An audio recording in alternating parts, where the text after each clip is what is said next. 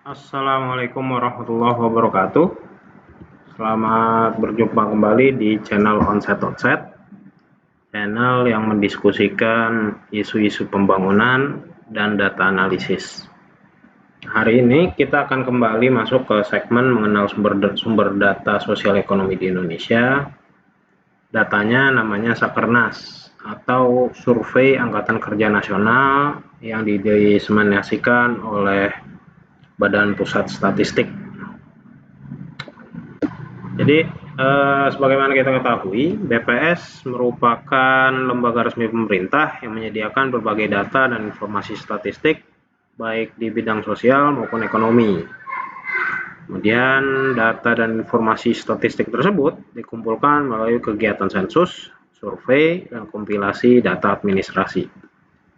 Nah, menurut PP nomor 16 tahun 1997 terkait BPS, itu dijelaskan bahwa salah satu tupoksi dan produk yang dihasilkan oleh BPS itu bisa dibagi menjadi 3, terkait dengan statistik dasar, statistik sektoral, dan statistik khusus. Jadi BPS bisa menghasilkan ketiga produk ini. Untuk statistik dasar, ini terkait dengan indikator-indikator dasar seperti indikator sosial, ekonomi, maupun beberapa aspek lingkungan. Kayak kalau sosial itu seperti jumlah penduduk, kemudian tingkat konsumsi masyarakat, angka kemiskinan, dan sebagainya. Kalau ekonomi itu yang paling sering itu PDB ya, produk domestik bruto, atau PDRB, produk domestik regional bruto gitu. Nah, mayoritas dari data yang dihasilkan BPS ya statistik dasar ini. Jadi BPS secara reguler menghasilkan indikator-indikator dasar tersebut. Nah, BPS juga bisa bekerja sama dengan pemerintah, dengan kementerian untuk menghasilkan data sektoral. Jadi bisa jadi karena BPS memiliki kapasitas teknis maupun non teknis terkait statistik, tentunya akan kementerian sangat membutuhkan ketika mereka ingin juga menghasilkan beberapa data-data strategis di tingkat internal mereka, dan mereka bisa meminta bantuan ke BPS gitu, untuk fasilitasi terkait keahlian mereka gitu ya. Nah, yang terakhir ada juga statistik khusus, itu statistik-statistik yang dihasilkan oleh bersama dengan lembaga, bisa baik itu dari nasional maupun internasional juga kalau bisa gitu. Nah, gambaran data yang dihasilkan BPS kurang lebih seperti ini. Jadi di sini kita tampilkan ada data ekonomi dan data kesejahteraan rakyat atau KESRA gitu ya. Jadi kalau data ekonomi itu seperti sensus pertanian, harga perdagangan, statistik impor, PDB, indeks harga, dan industri gitu. Seperti yang kita sebutkan tadi. Gitu. Kalau yang terkait KESRA, yang terkait dengan sosial, itu ada sensus penduduk, dan ada Susnas, dan tentunya Sakernas atau Survei Angkatan Kerja Nasional yang hari ini akan kita bahas gitu ya. Nah, dalam menghasilkan data-datanya bisa dihasilkan melalui metode sensus, survei, maupun kompilasi produk administrasi. Nah, kalau Sakernas itu survei dia.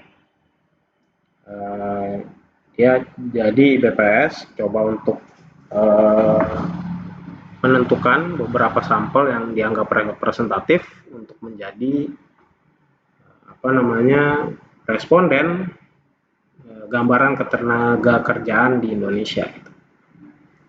Mereka melakukan tiap tahun dengan cara wawancara langsung terhadap anggota-anggota rumah tangga. dan mereka menghasilkan ini ya di internal mereka. Maksudnya mereka ini karena ini data dasar seperti yang kita sebutkan tadi, mereka bekerja di internal mereka gitu, tanpa dikerjasamakan dengan pihak luar. Nah, sekarang kita masuk ke Sakernas. Jadi Sakernas itu adalah survei yang diselenggarakan oleh Badan Pusat Statistik yang dirancang khusus untuk mengumpulkan data ketenagakerjaan. Jadi memang data ini secara khusus memang dikumpulkan untuk memperoleh gambaran ketenagakerjaan secara lebih mendalam. BPS seperti kita gambarkan sebelumnya juga menghasilkan beberapa data seperti sensus penduduk, survei penduduk antar sensus, kemudian ada Susenas, di mana di data-data itu juga sebenarnya ada juga informasi ketenagakerjaan. Cuman masalah untuk informasi yang lebih mendalam tentunya ada survei khusus yang dihasilkan BPS di sini, yaitu Sakernas gitu. Nah, kalau menurut buklet yang diterbitkan oleh BPS, salah satu dikatakan dengan tentunya masing-masing survei itu memiliki metode pengambilan sampel yang berbeda, sehingga tidak tertutup adalah hal yang wajar kemudian ketika diperoleh hasilnya ada sedikit perbedaan. Cuman kalau bagi saya sebagai user, saya pernah coba untuk ngoprek data Sakernas ini dan coba untuk ngebandingin dengan data Susenas. Itu ya kalau menurut pandangan saya sih masih sama ya, polanya nggak terlalu jauh banget gitu. Maksudnya saya nggak, karena ngelihat polanya itu masih relevan, ya saya sih fine-fine aja gitu ya kalau kita sebagai user gitu. Cuman memang kalau untuk lebih detail mungkin ada isu, cuman seperti itu gambarannya, kalau saya sih masih fine gitu. Nah, si Sakernas ini dilaksanakan secara semesteran. Untuk yang tahun 2023 kemarin ya, itu dilakukan secara semesteran, yang semester satunya itu Februari dan semester 2-nya itu bulan Agustus. Kemudian hingga saat ini Sakernas setelah mengalami berbagai perubahan, baik waktu pelaksanaan, jadi dulu pernah sempat dilakukan secara triwulanan, nah sekarang balik lagi ke semesteran. Kemudian level estimasinya juga dulu pernah di level kabupaten, cuman kalau sekarang tuh sampai level provinsi gitu. Dan cakupan maupun metodologinya juga mengalami beberapa perubahan. Nah, isu ini akan bermasalah ketika kita sebenarnya menggunakan Sakernas untuk tujuan panel ya. Cuman sebagai user ya kita hendaknya bisa menjustifikasi itu, sehingga walaupun diharapkan kita juga bisa tetap menjaga optimalitas agar tidak terlalu jauh dari tujuan penelitian kita tentunya. Nah, kemudian Sakernas secara umum menyediakan data pokok ketenagakerjaan yang berkesinambungan. Nah, cuman khususnya Sakernas ini untuk memperoleh estimasi data jumlah penduduk bekerja, jumlah pengangguran, indikator ketenagakerjaan lainnya, serta pengembangan yang representatif di tingkat nasional dan provinsi gitu. Nah, si Sakernas ini dia datanya data mikro ya. Jadi kalau Bapak Ibu pernah lihat misalnya angka tingkat pengangguran terbuka misalnya TPT, itu kan sudah, kalau misalnya Bapak Ibu pergi ke websitenya, dia nanti udah ada tuh list tabel-tabel Aceh berapa tingkat pengangguran terbuka, terus si Sumatera Barat, Sumatera Utara berapa nilainya. Nah, cuman data-data itu diperoleh dari data survei. Nah, surveinya itu si Sakernas ini. Jadi di dalam surveinya itu nanti kita akan lihat data-data dasarnya yang di sini menyakup informasi-informasi seperti keterangan identitas rumah tangga. Jadi nanti di dalam survei itu akan ada jenis kelamin, umur, status perkawinan, pendidikan yang ditamatkan dari penduduk tersebut gitu ya. Nah, yang ditanyakan itu adalah penduduk yang umurnya 10 tahun ke atas. Walaupun di dalam datasetnya nantinya yang ditampilkan hanya 15 tahun ke atasnya aja gitu. Nah, usia kerja yang dipakai BPS itu kan 15 sampai 64 tahun ya. 15 tahun ke atas lah gitu. Nah, kemudian informasi juga yang ditanyakan nanti di surveinya itu terkait kegiatan selama seminggu, apakah dia bekerja atau sedang mencari pekerjaan. Nah, kalau dia bekerja nanti ditanyakan jumlah hari kerjanya berapa, jam kerjanya berapa, dan seterusnya. Nah, untuk kalau mencari pekerjaan atau sedang mempersiapkan usaha, itu alasan kenapa masih mencari pekerjaan, upaya yang dilakukan, sama waktu mencari kerja, dan seterusnya. Nah, kalau Bapak Ibu coba melihat kuesioner dari dari Sakernas itu ada beberapa item yang menjadi kelompok pertanyaan. Kalau tahun 2021 itu ada berapa nih? 6, 7, 8 ya. Ada 8 kelompok terkait pengenalan tempat, dia tinggal di mana, kemudian siapa aja anggota keluarganya.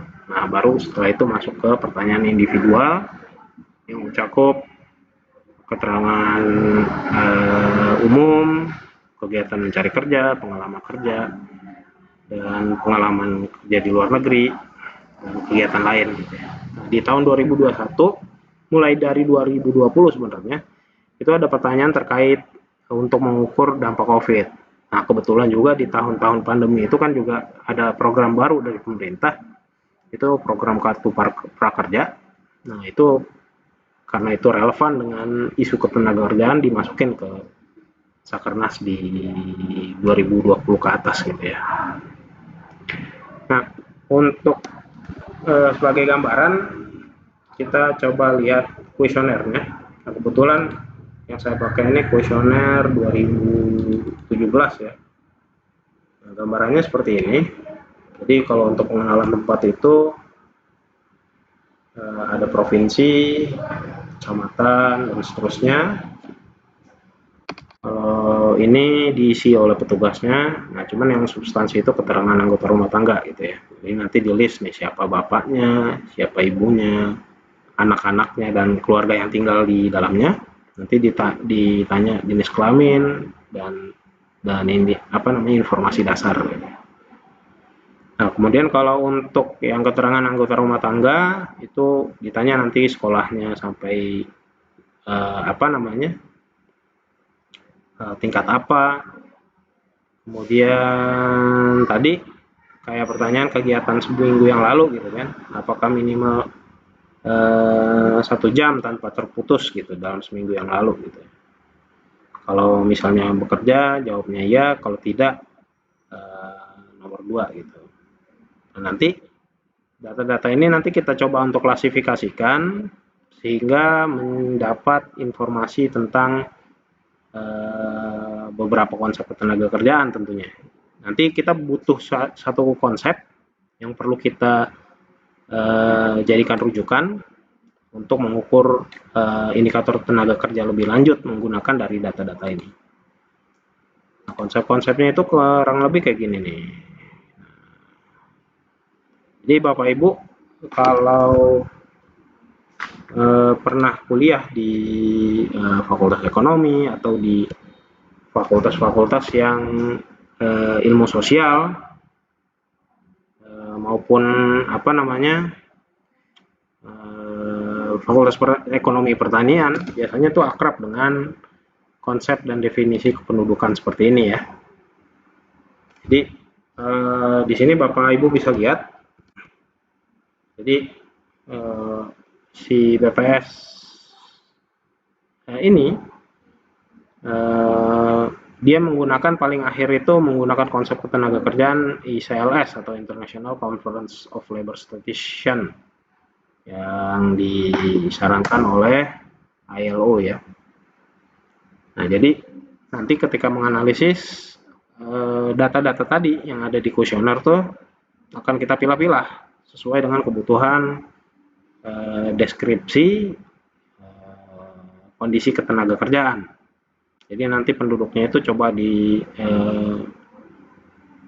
diklasifikasi siapa yang bukan usia kerja, usia kerja, angkatan kerja dan bukan angkatan kerja, bekerja dan pengangguran siapa gitu. Menggunakan bantuan tadi kuesioner tadi ya.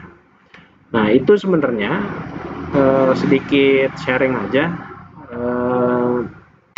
tantangan atau hal yang menantang ketika kita mengolah data ketenagakerjaan dibandingkan data sosial ekonomi lain adalah data ketenagakerjaan itu terikat oleh konsep-konsep ini.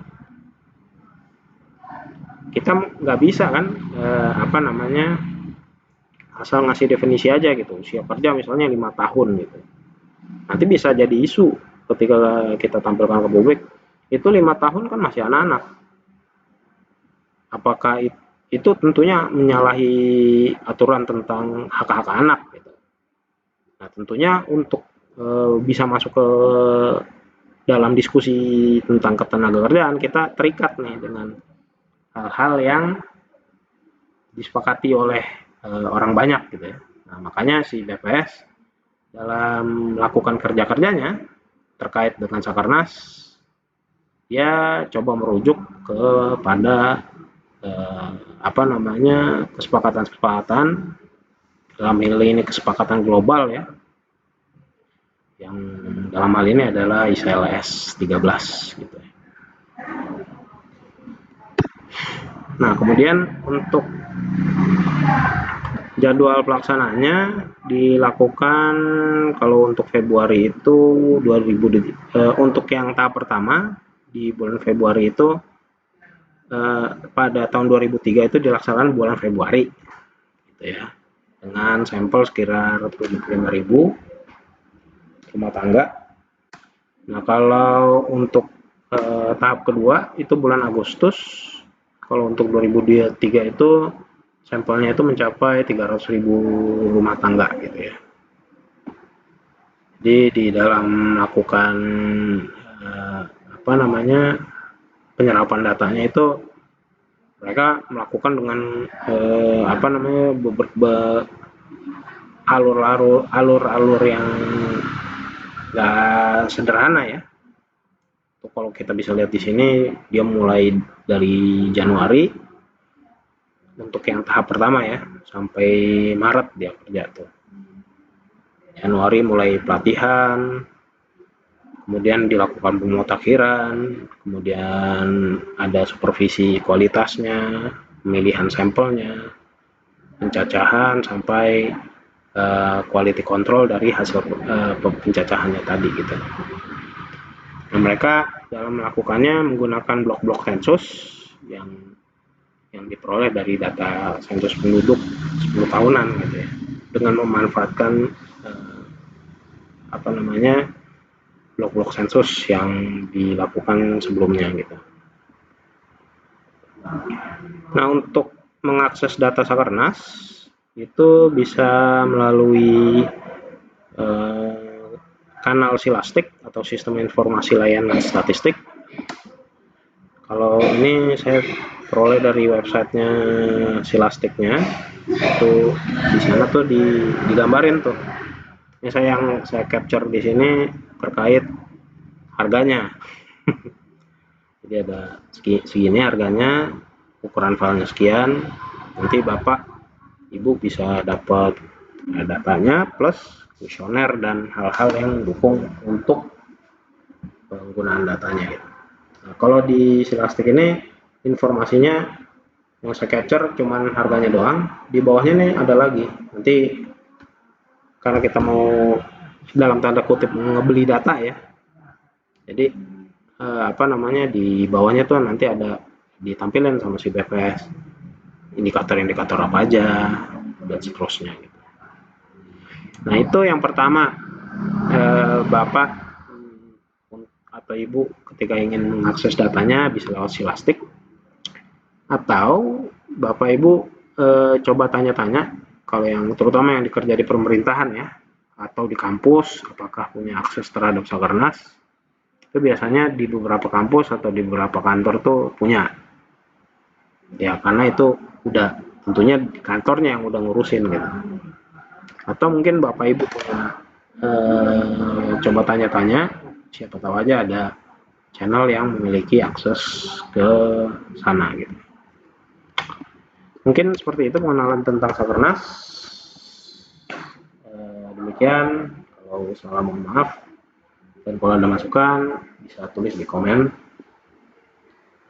Jangan lupa like dan subscribe untuk pengembangan channel ini. Terima kasih. Assalamualaikum warahmatullahi wabarakatuh.